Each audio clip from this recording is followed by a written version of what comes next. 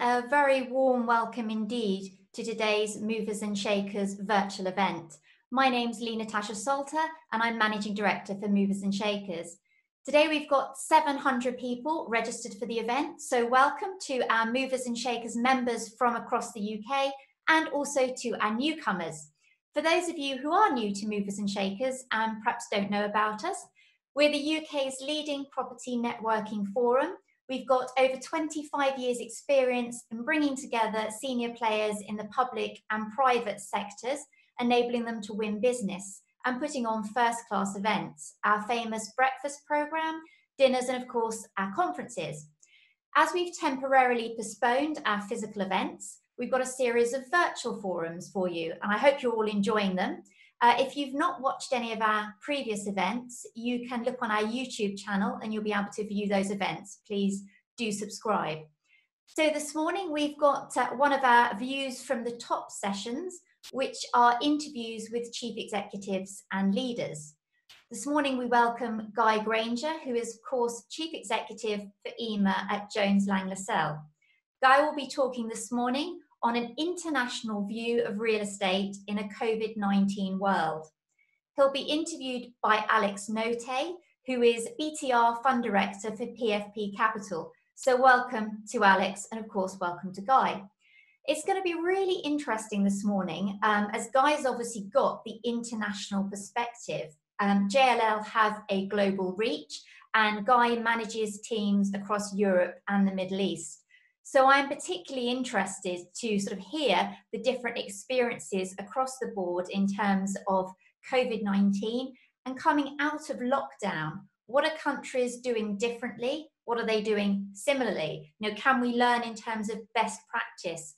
What will the new workspace look like? More flexi working? And what will public realm and public space look like? I'm going to leave Alex to, of course, interview Guy and ask the questions this morning. But there will be an opportunity for you as viewers to ask questions via our Q&A tab this morning. So please do ask questions. And I know that Alex will do her best to cover all of the questions that are asked. And I'm sure she won't get to them all, but she'll certainly cover a few with Guy this morning. So enjoy. Thank you to Alex. Thank you to Guy for joining us, and enjoy the session. Thank you. Thank you, Lee, for your kind introduction, and thank you, Guy, for agreeing to be interviewed. I promise it's not going to be too difficult. I'm really looking forward to having this conversation with you on Views from the Top. As Lee said, there's a huge range of stuff for us to talk about. But for those who don't know, could you just tell us what your journey was into real estate and how you got to the top? Well, I suppose a fairly traditional background in terms of an education in real estate at Bristol. Followed by really diving into the retail industry, being acting for occupiers at many small niche practices before we sold our business Churston Hurd to JLL in 2008. So went through the global financial crisis as head of retail at JLL, and since then I suppose I've taken on a far different role from 2013 onwards when I became UK CEO, and I'm now in my 5th year as EMEA CEO. So yeah, a mixture really between private practice, always an advisor, now to a multidisciplinary American corporate. Fantastic. Well, we'll definitely come back to your perspectives on retail, I think, a bit later. But we're here amidst this crazy crisis, all working from home. I want to ask you, what was the last business trip that you made before the lockdown? And did you notice anything different at the time? Honestly, what was it that got your antennae kind of buzzing? Yeah, I went to, it's very different for me now because covering Europe, I'm usually traveling most weeks. So yeah. My family's in a state of shock, the fact that I'm actually present here. So, but my last trip, I went to Munich and Frankfurt at the end of February, and I spent quite a bit of time in Germany actually because we just got a new leader of Germany. I didn't actually notice much difference in Germany, but traveling, I definitely noticed a difference. I noticed there were a couple of Chinese people on my flight, and they were getting a real grilling as they were going through passport control. And so I appreciated actually that already there was sort of conscious awareness about international travel, particularly coming from areas of infection. And that actually surprised me at the time that, Chinese nationals were getting such close scrutiny. But that was the only thing I noticed. Obviously couldn't really anticipate how quickly we'd go into a lockdown situation. And at what point did COVID-19 start to keep you up at night? When did that kind of transition from being a slightly ethereal other to being like, this is business critical now? Well, actually, just after I came back from Germany, I caught up with my counterpart who runs Asia Pacific, and that was just after the Chinese New Year. And it was at that point, it was at that point that I really appreciated the seriousness of the issue before it got to Europe, because he was telling me, loads of people traveled internationally during Chinese New Year, which was a phenomenon they hadn't seen during SARS. And actually, they went straight into lockdown. So he, probably at the end of February, our whole China business was working from home. And for me, that was a big sign that it was coming our way. And within a week, I had a chat with our head of IT who said, look, I've just increased our capacity so that we can have the whole of Europe working from home if you want to. And that was at the beginning of March. And I was thinking, well, I hope it doesn't come to that. But clearly, within 2 to 3 weeks, we were all working from home. And then it got really serious for me, if I'm honest, because we had to get into serious discussions around cash flow, around making decisions about cutting costs, all of them short-term costs, but with no data to hand. And it was very different from the global financial crisis, which was a little bit more predictable. We had nothing to hand. We had no idea how long it was going to last, but we decided to make some tough decisions early on and bring the people with us. So I would say the month of March and April, many sleepless nights. They're continuing, but it's slightly different. Okay. And how have your JLL teams adjusted across EMEA? Well, of course, it's a tale of different stories in different countries, different cities. This is when Europe becomes the sort of antithesis of what it is, which is a combination of lots of different cultures in actual very close proximity to each other, particularly on the continent. So, what we saw in some countries was very different to others.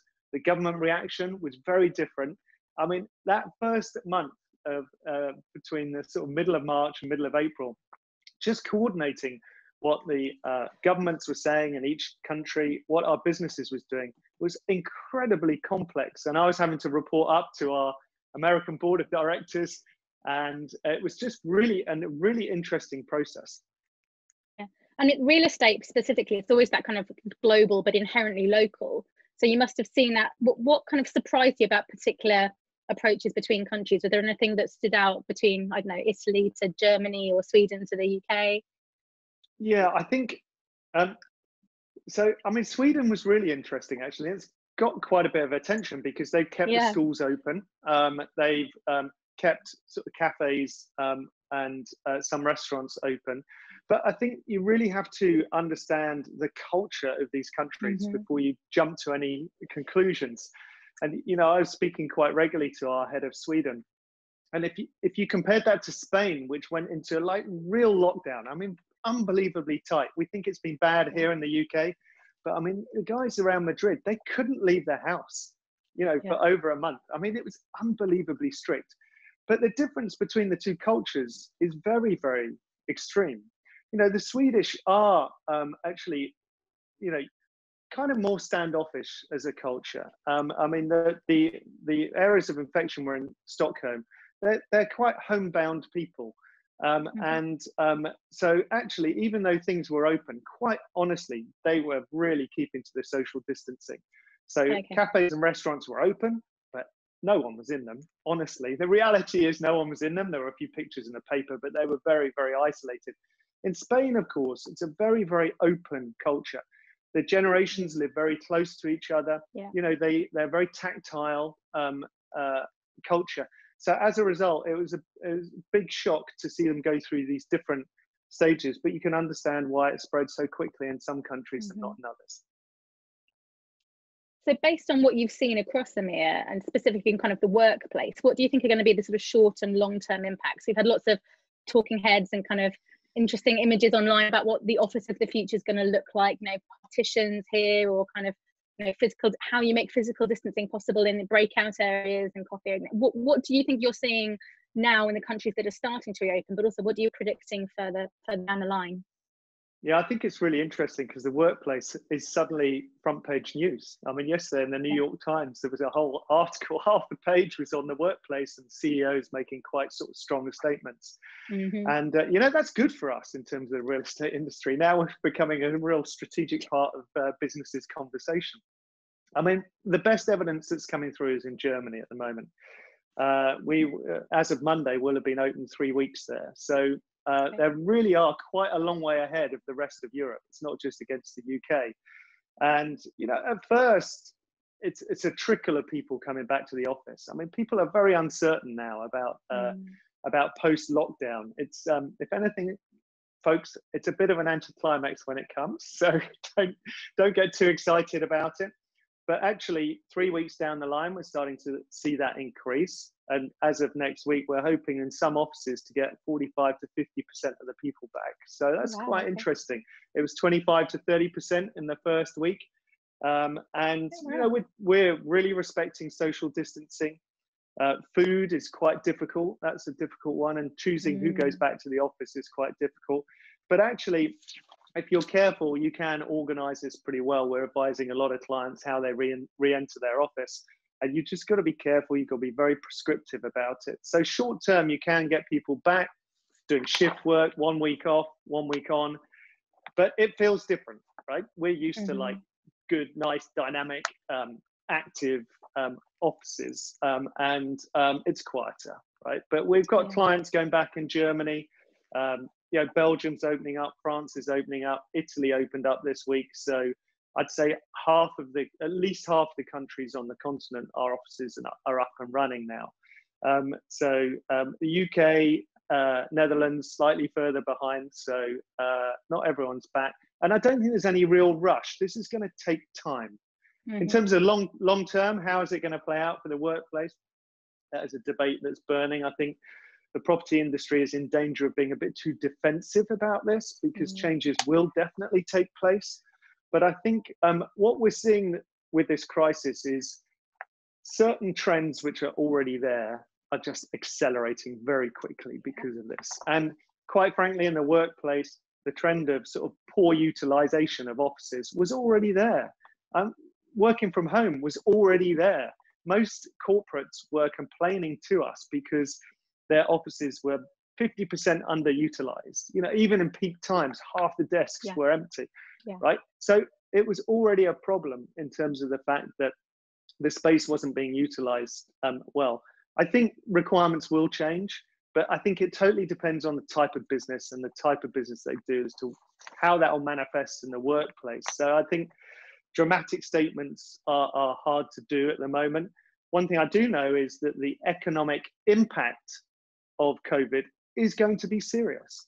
So as a result of that, businesses will look at the cost of their operations, and we should be sort of very conscious of the fact that will affect real estate.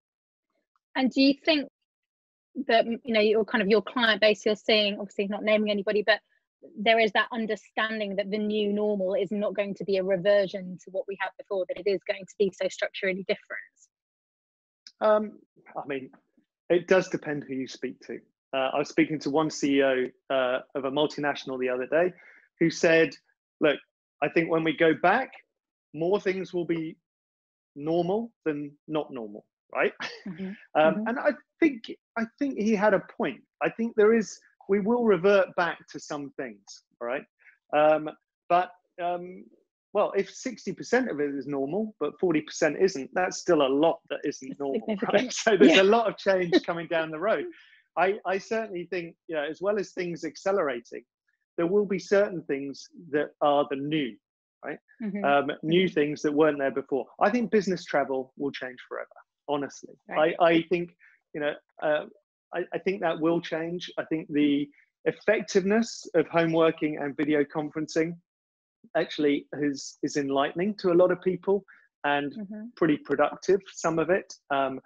It's not for all of the time, but for a lot of business travel, actually, I think it can be reduced. And I think we got into a habit which was way too over the top in terms of the ease and the how often people were traveling for business. So I think that will change.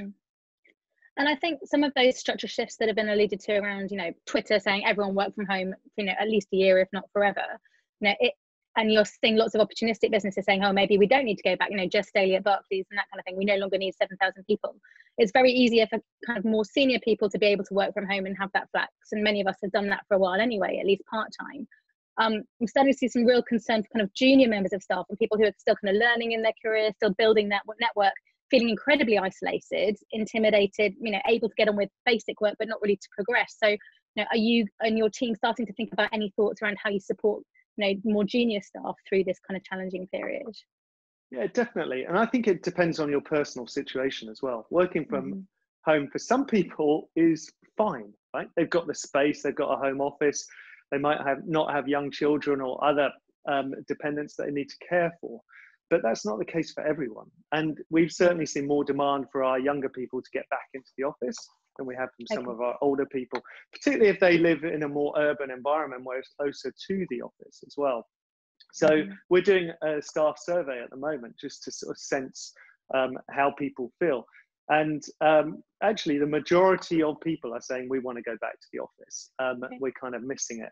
But I think it will be a balance. I think very few people, there will be some out there that with their roles, they can work the large majority of the time from home.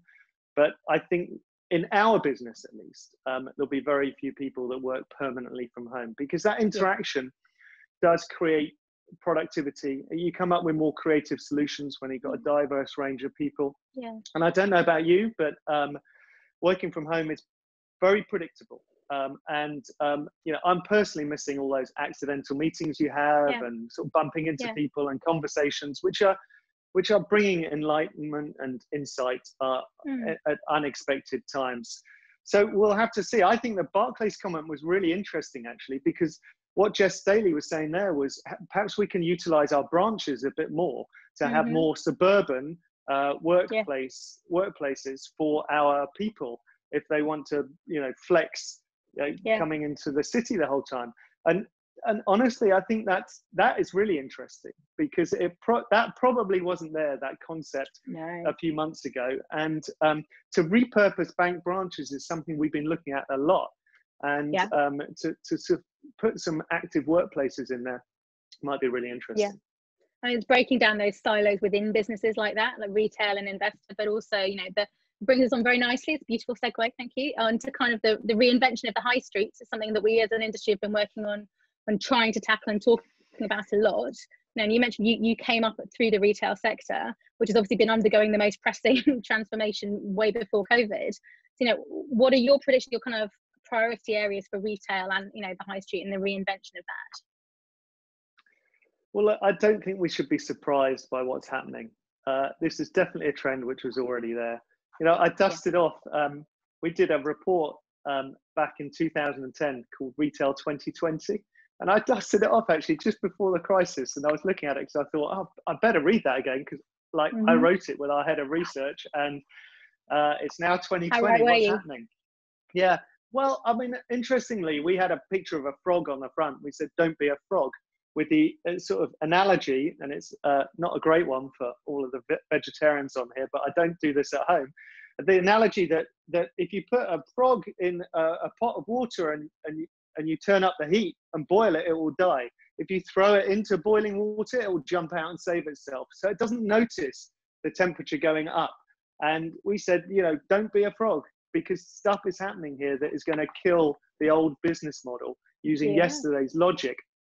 And quite frankly, we're now in boiling water territory. Okay, so if you have a model that cannot cope with what's happening online, then it's real trouble. And I think also we'd identified, a long time ago that you should either be in convenience retail or experience retail.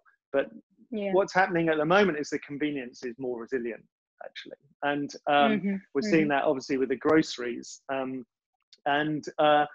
Yeah, it's going to be tough. It's really brutal out there. It doesn't matter whether you're a retail business or an investor. It's a tough world because, you know, it's not just online. It's the Amazon phenomena that has taken over in terms of the consumer habits, and they're really powering on through this crisis. So it will speed up, and I fear there'll be quite a bit of distress there. And I'm surprised we haven't seen more yet, but I just think it will take time, and before the year's out, you know, it's going to be tough place. Yeah. And that convenience thing ties, you know, we've talked such a lot as an industry, you know, real estate has suddenly discovered customer experience outside retail, you know, and the idea, you know, the occupier actually is more, you know, the customer has a choice and is more influential than we, you know, anyone historically thought.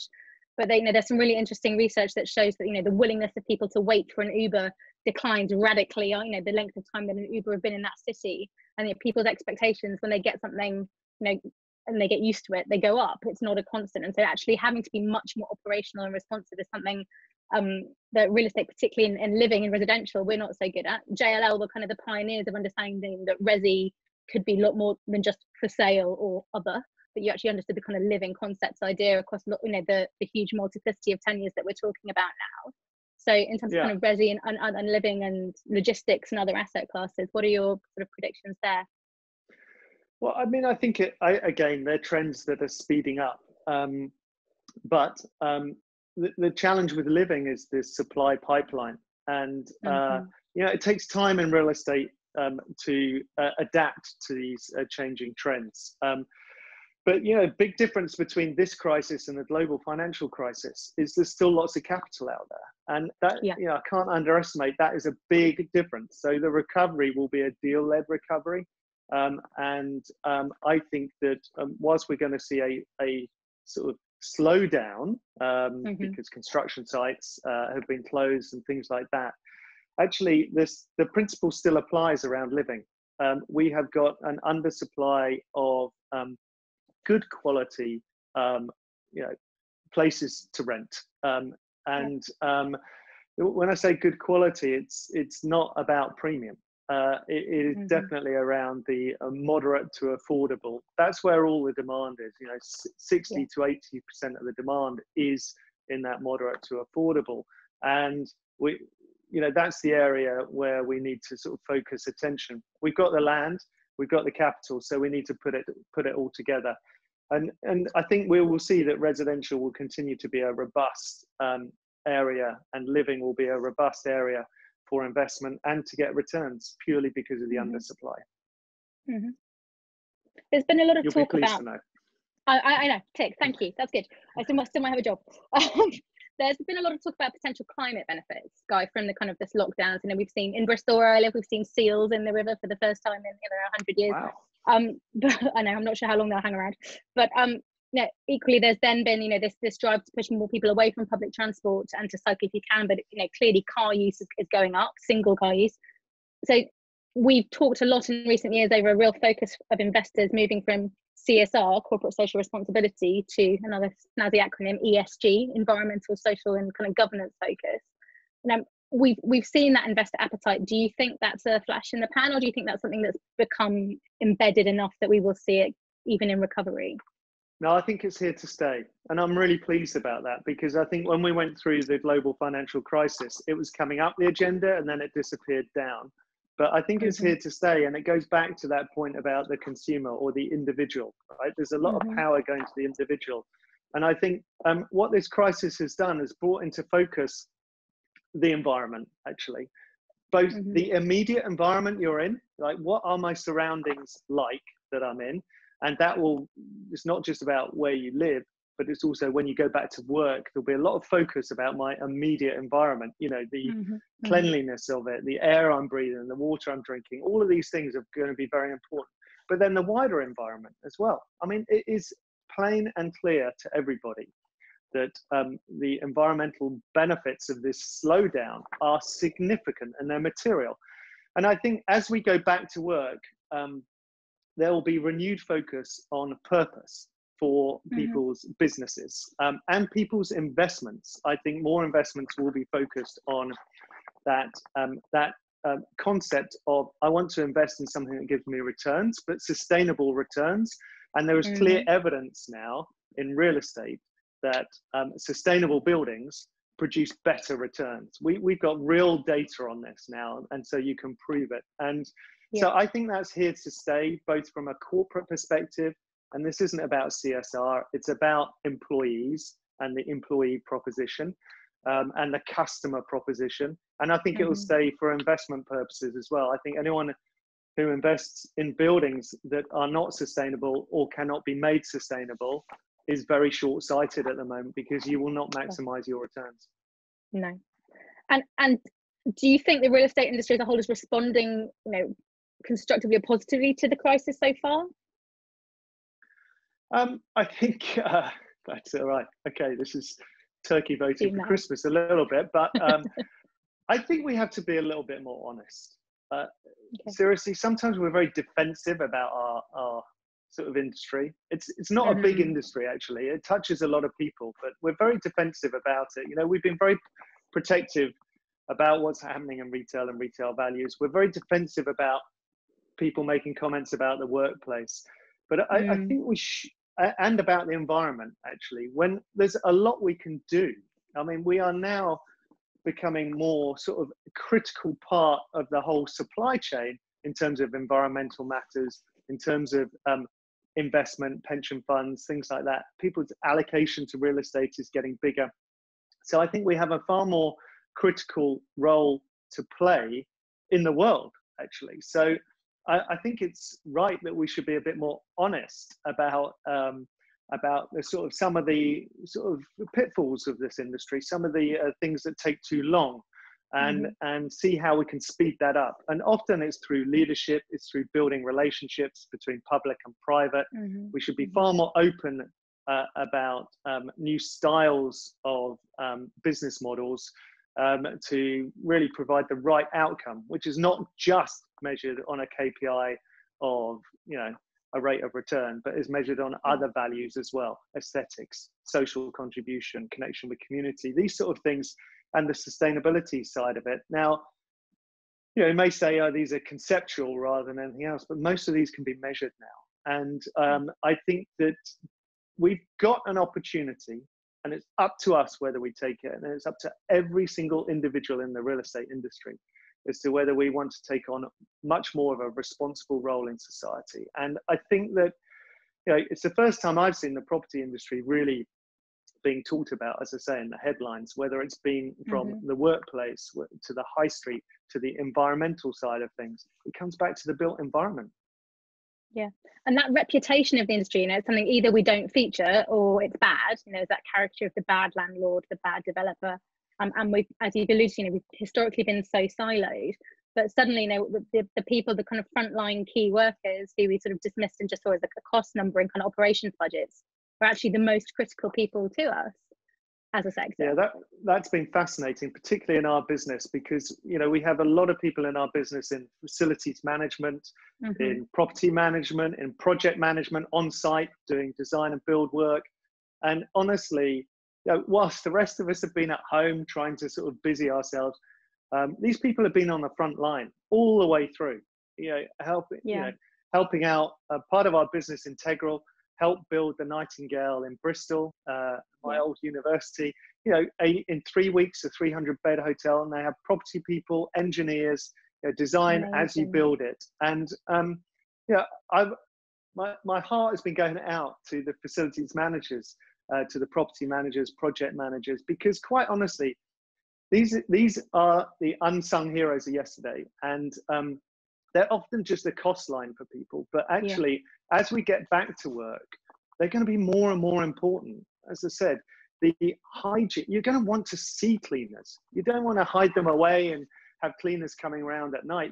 People want to see the cleaners going around during the day, cleaning the door handles, making it a hygienic place.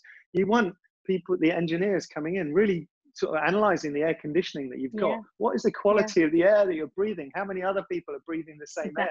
This stuff is going to get really important. And I'm glad, because in the past it's been commoditized. And whether you're a landlord owning a building, it's now about how you run that building as well. So let's give more of a value proposition to that side of the service, because you know, in real estate, there are frontline people as well. And they've been put at risk all over the world. And now we should really sort of value that going forward.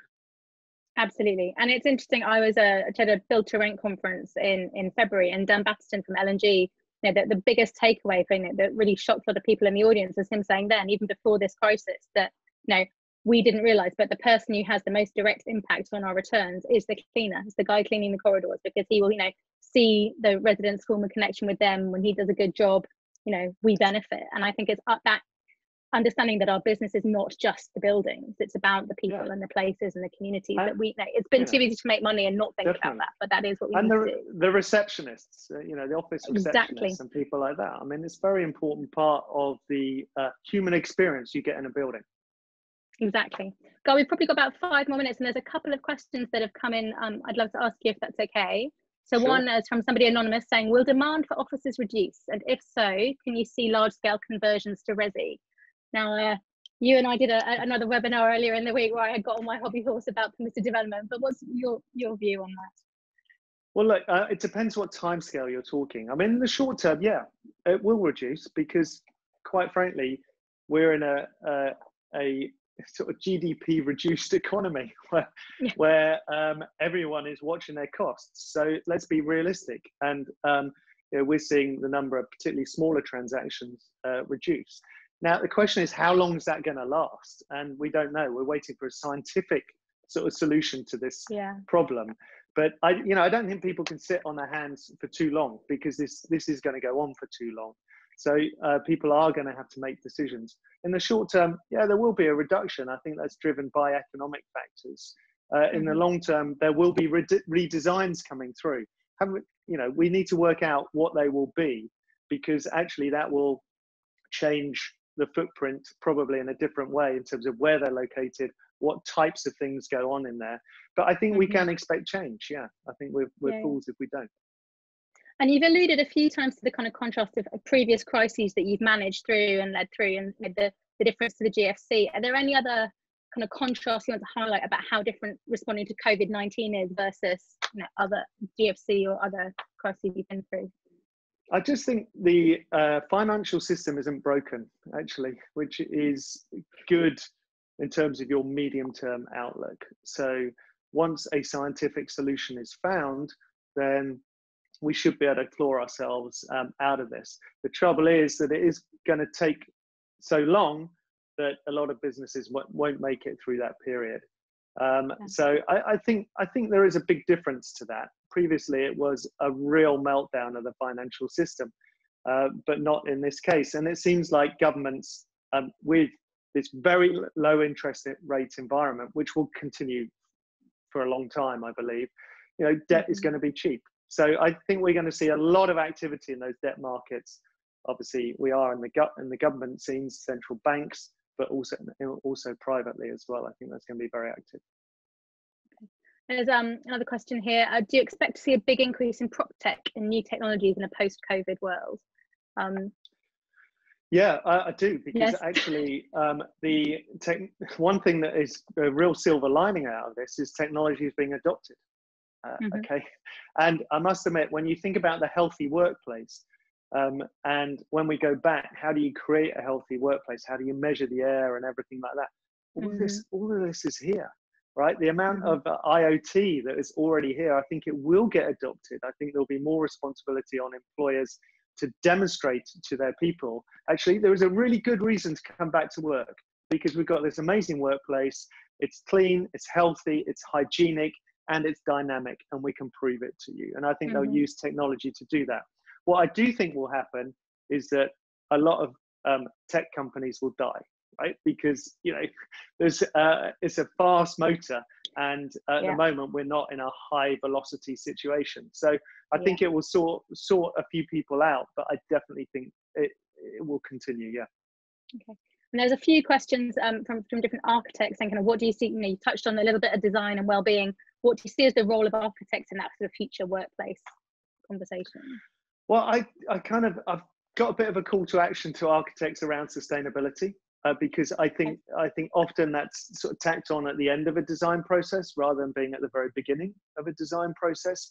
I think honestly, there'll be a lot more repurposing of buildings come through rather than demolish and rebuild. And clearly we do have to reinvent space, right? The space is going to have to be reshaped, repurposed.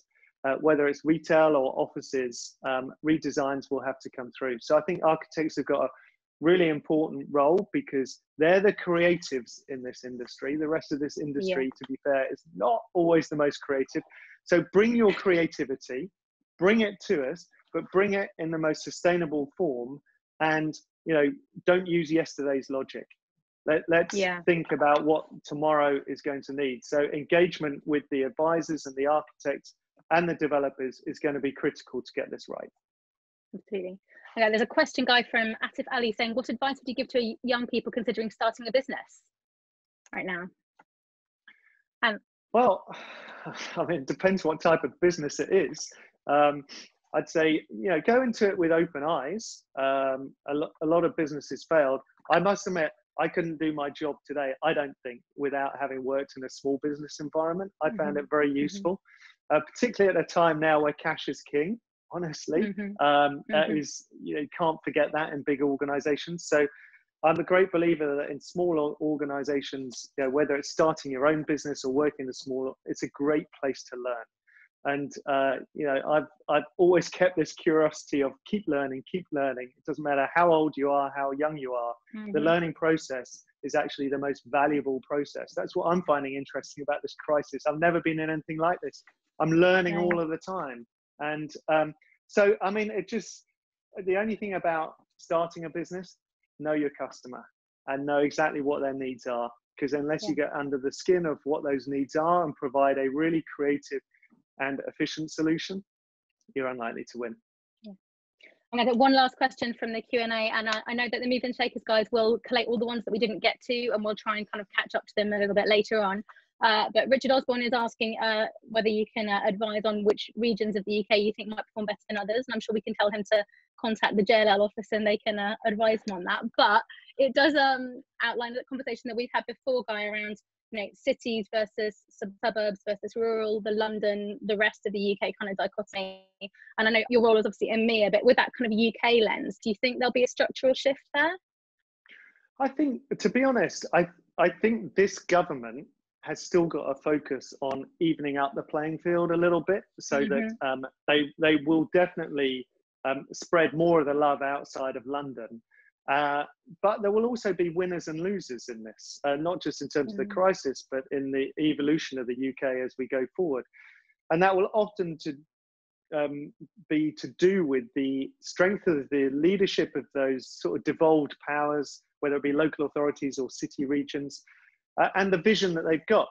I mean, I had the pleasure actually just before the crisis to meet your mayor down in Bristol, Marvin. I think he's got an amazingly powerful vision, right? And I think that will hold Bristol in good stead going forward.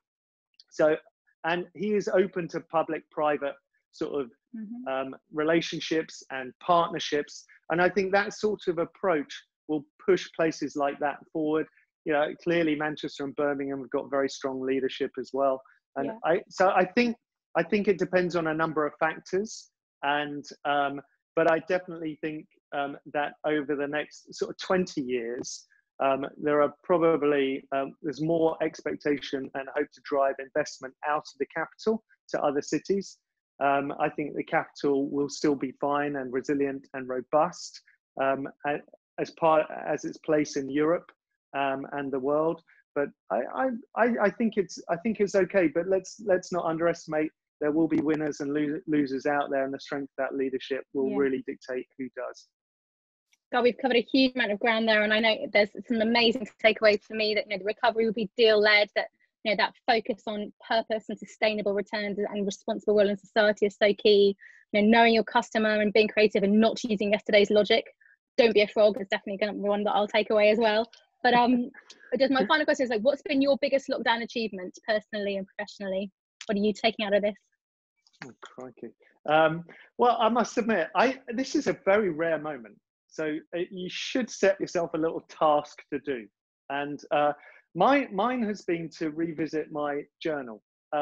I've always had an itch that I want to be a writer. I took up writing a journal when I first became a CEO, and it's gone through ups and downs. But since the start of this crisis, I've written a journal almost religiously every day. And for me, it will be great. It's great to be able to express yourself in writing, but also to look back on it and think, what was I thinking when I made those decisions? And how did I come to those conclusions? I think it's a valuable exercise. I think we're all using this time to reflect. And for me, the way that I can reflect best is write it down. That's a fabulous 35-minute chat. Thank you so much, Guy. And Lee, back to you to finish up. Thanks so much. Thanks, Alex. Thanks, Guy. Brilliantly chaired, as I knew it would be. And Guy, very informative. Thank you. And I think it's absolutely fascinating looking at those international comparisons, obviously Spain and Sweden and the different culture and government responses. But it's very interesting that you say similar things to, we had an interview with Chris Grigg the other day, and this acceleration of current trends. And I think, you know, going into the flexi working, the more technology, I think progressing on our focus on the environment. And I'm quite keen to see a lot of work being done on the circular economy. And when we talk about designing out waste now as we move forward and we redesign and we repurpose things. And, you know, it is an interesting time, and we do need to springboard now off of these current trends in a really positive way. And I think we've got a great opportunity to try new things. So you're absolutely brilliant. And I'm waiting for Guy's journal to come out, the Diary of Guy Grainger. So Don't be a frog. That's what it's going to be called. It is. There you go. I need permission for it. You heard it first here. No, that was brilliant. Thank you, guys. And just thank you to all our audience. Sorry we've gone over a few minutes today, but I think it was worth it. And our next event is next Tuesday.